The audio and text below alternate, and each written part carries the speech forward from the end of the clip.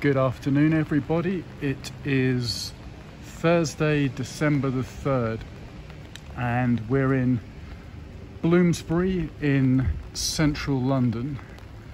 The temperature is, I think, about 7 Celsius, 45 Fahrenheit. So it's a bit cooler than it has been. And as you can see and hear, it's pretty wet, pretty, well, not really grim, but it's your typical December weather. So what we're here to do basically is to check out one of my absolute favourite streets in all of London, which is Marchmont Street, and going to show you around there, but we're going to have a look first at the back of the Brunswick Centre, which is a retail area that was developed really about 15-20 years ago. Before that it was sort of slightly down at heel, but yes, we'll probably film for about 30 minutes, but let me just show you a few details of this absolutely fantastic district of London. First discovered this area, I'd say sort of mid-1990s, just after I'd left school. I was exploring London for the first time, and yeah, really enjoyed the sort of ambience here, the sort of feel. I mean, it's a university district. It's landmarked by the British Museum, as well as various colleges of the University of London, UCL, SOAS, Birkbeck, etc. But what was really the appeal for me was the second-hand bookshops primarily, but some other aspects too. But first we're going to have a look at this square over here, because if it's still open, I'll go inside, because there's some absolutely stunning tree specimens in here. Really quite stately looking trees, so it may be closed. Let's have a look. I mean, look at the ground here. The leaf fall has finally happened, but just point you through there. Unfortunately, I can't operate the zoom because the other hand is holding the umbrella, so I imagine an attempt to do so could be tricky. Let's just go around here. I mean, this area of Bloomsbury has just all my favourite features. I mean, you've got the lights, as I mentioned, all my walks. The buildings are great. It's just yeah, an all-round classy bit of London. Has, of course, bohemian connotations. The so-called Bloomsbury set, Virginia Woolf, etc. You can look all that up. Plenty of books about the period and the figures. But if I hold that up there, I mean, look at that tree there. What I recommend is when you're watching this recording on your own tech, just zoom in on those trees there. From this distance, it doesn't really do them justice, but they're just pretty splendid. The area of Bloomsbury in London is noted for its so-called garden squares. Many of them are public, but there are, I think, 2 or 3 private ones in which only the residents surrounding the square would have a right to admission. I mean, they would hold a key just to unlock the gate to get in. But yeah, for much of the year, if it's dry or warm, people can sit in these garden squares, eat their lunch. Yeah, hugely popular with students in this area, also workers, other office workers, etc. Obviously this summer, this whole year, everything has been pretty subdued, so I mean, there's the closed gates, so unfortunately I was just a bit too late today. But if you go online, just have a look at some of the images of Brunswick Square Gardens, one of my top spots for eating a sandwich. Now over the road here we've got the Curzon cinema, Curzon Bloomsbury, and I first encountered it back in the mid-1990s when it was known as the Renoir, and at that time and for many years it certainly was my favourite cinema in London. It specialised in what's called art house, which would be foreign, mostly European subtitled films. And in this cinema here, in its former, with its former name of Renoir, I discovered all the great films by the French director, the auteur Eric Rohmer. Really started to appreciate French cinema through seeing 1 or 2 of his films. So that was the start really for me, and you can see it's I think it's closed today. I think they may be opening later this month or in a few days, but we'll just sort of walk around it. Yeah, looks like there's maybe some refurbishment or something. But where we are now is going into the main Brunswick Centre. So I'll show you a few of the sort of shops, see what's available. I mean, there's a few places open, Starbucks for example, and over there is a great place. That's one of the premises of Scoob Books, so do enjoy going in there. Let's have a look. So you can see it's pretty attractive with the Christmas decorations up, which reminds me I must put my own tree up at home. I've just got a sort of artificial plasticky thing, but it's always nice to you know to have that out this time of year.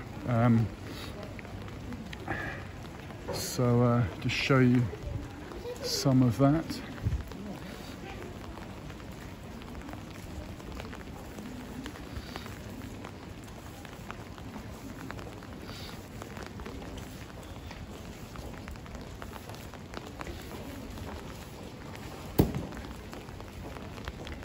And we'll swing around here.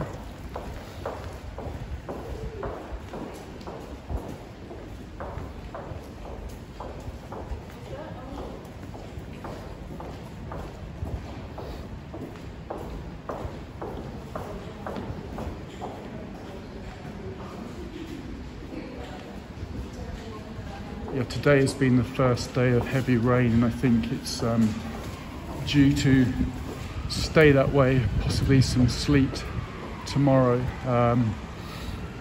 But if we do get any decent snowfall, I'll certainly be out to get some filming, because that will be really London at its Christmassy best. Check out this. This is the Marquis Cornwall. Great pub.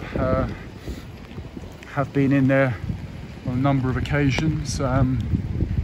Yeah, again, obviously pretty quiet these days, but it is open. So got some nice decorations going on in there. And then you've got these little places, little newsagents, decent fruit and veg stand. This I do like, is one of your traditional hardware DIY stores. So you've got all the great bits and pieces you need for some home DIY. And let's have a look. In Bloomsbury, always what you have to look out for are these blue plaques, often connected to literary figures. There's one up there of John Skinner Prout. Don't know him actually, but there's also another one, Robert Dias, a kind of tongue-in-cheek, more recent sign. Let's have a look up here.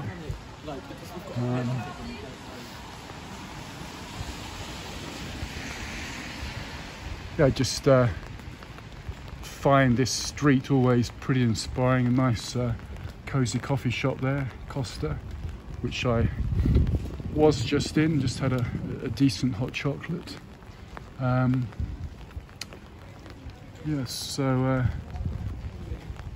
there's some life coming back to these businesses, which is good. I've got to show you this place here. This always appeals to me, and I have been inside. It's called the Silk Road Tribal Charity Bazaar, and there's some really nice things in there. These sort of lanterns, and they've got cushions and things. So it's just a bit special. Yeah, it'd be a real shame if those businesses can't survive the current economic and political environment. We'll cross over here. Yeah, this part of London, you often see these sort of independent cafes in this sort of Bloomsbury area, which I really enjoy, and hope that it, may long continue.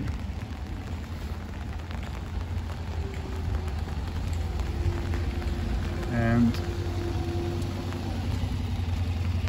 you can see you've got traditional laundrette or laundromat, I think it's called in American English. Here is Judd Books, one of my absolute favourite bookstores. Was in there earlier this afternoon. Do recommend that one. And then Lord John Russell, another traditional Bloomsbury pub.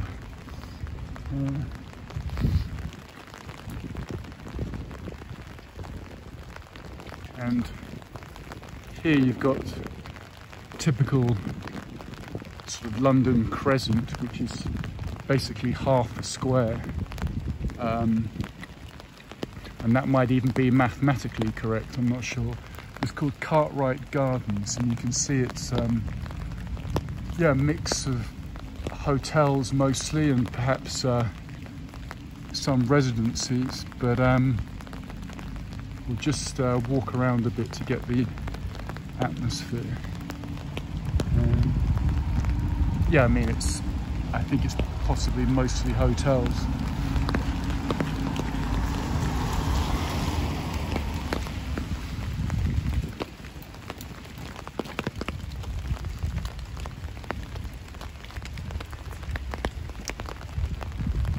Yeah, so this part of London, I'll reiterate, is traditionally associated with very much an academic, left of centre sensibility, shall we say. I mentioned the Bloomsbury group, which was a number of people based in the area, writers, artists, intellectuals, with society connections, generally would have been the avant-garde of what was going on in the arts and music literature of the time. Not sure what that building is. It looks pretty impressive, but so I should go in closely. I think we'll save that for another time. And running alongside that is you have the whole, as I touched on, academic history to do with the university. So not only art and literature, but science, of course. Yeah, a heavy important aspect here. British Museum, of course, with its connections to archaeology. There's a place called I think it's the Petrie Museum of Egyptology, which is again sort of straddling the arts and the sciences. And then there's, I think, the Grant Museum of Zoology, and then you have yes, the different sort of fields or subdivisions within the university, the different colleges, and the many that would focus on medicine, anatomy, physics, veterinary science, dentistry. I mean, the whole sort of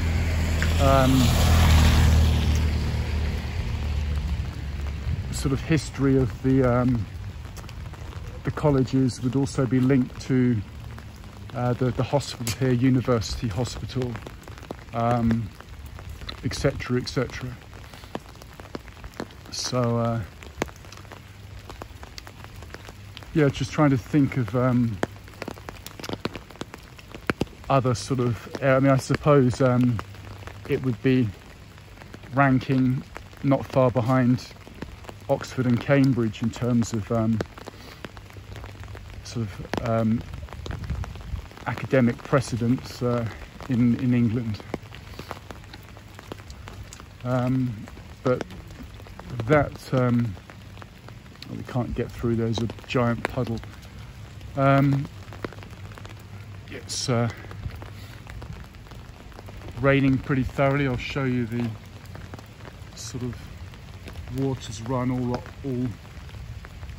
out of the drains and is sort of now flooding the road and the pavement. I mean, it's not significant, it's just sort of one particular drain has burst there. What can we talk about? So yes, so my sort of passion for this area, for Marchmont Street, for its bookshops, for the British Museum, for the Renoir Cinema, has kept me coming back here for many years. It's it still has the elements that I've always appreciated. So for me, the question is, fingers crossed that it can retain that in the current situation. But I think I'll talk less and just try to get you some details of these fantastic streets. if I didn't mention it, the time is about 4:30, late in the afternoon or early evening if you like, on Thursday, December the 3rd.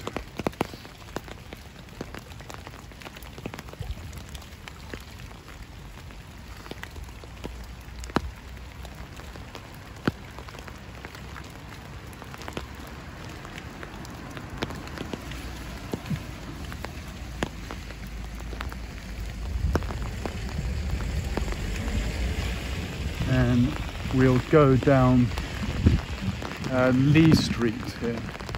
Let's have a look down here.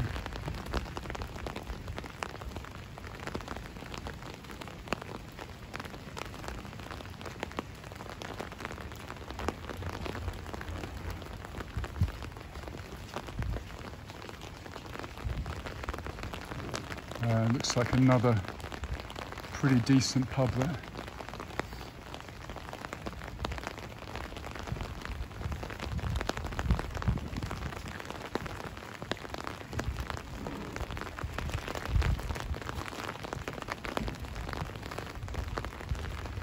Yes, as this area does have historically a sort of socialist bent to it, just thought I might raise the issue with you of the greater abstaining this week from the Socialist Party, the British Socialist Party, the Labour and Cooperative Party, in which they had what's called a sort of general whip, where they were all told by the leadership to abstain. So the government was putting forward a motion on the current restrictions that are in the UK, setting up a so-called tiered system with a number of increasingly restrictive measures depending on what tier you're in. London at the moment is in tier 2, which is pleasing to me because the cafes and bookshops are back open, but much of the north of England, especially the big cities of Manchester, Liverpool, Leeds, I think they're all in tier 3, which I can't imagine that they're too happy with. But my point is really this: the question of a politician abstaining. So they're refusing to vote for a measure, yet they refuse to vote against it. So what does this mean in our democracy? Is this in keeping with the sort of democratic ideals of the ancient Greeks, of Plato, of Socrates? This idea of not saying yay or nay. How does this serve us? A number of Her Majesty's opposition members of Parliament were interviewed on this, and they were asked, could you not vote for the government? And they had a number of reasons why they couldn't. So why not vote against then? They couldn't. There was a number of reasons they would not vote against. So I mean, to me, it is a serious problem. Presumably, these individuals are not shrinking violets. They would be well above the average person in terms of being opinionated, secure in their worldview, confident enough to run for office. Yet over 200 of them were unwilling to express a view one way or the other. Yes, I'm sure the arguments were complicated. There was perhaps a number of nuances, and I'm not going to say which way they should have voted. It's not for me to say. I have my opinion, but it's not for me to say how they should have voted. But my issue is that is failure to express an opinion a valid option? For me, it's not. But what do you think? We'll leave it at that and move on. So this is a pretty interesting building. I'm going to go the other side of the road. I think it's it either is or it was the recruiting facility for the Territorial Army. And you can see it's the Army Reserve Centre there. I think that's been there many years. And then straight in front of us is the back of the Brunswick Centre, and there you can see another part of Scoob Books. You can see there's a few in the window there, and then this is a kind of nice little garden here.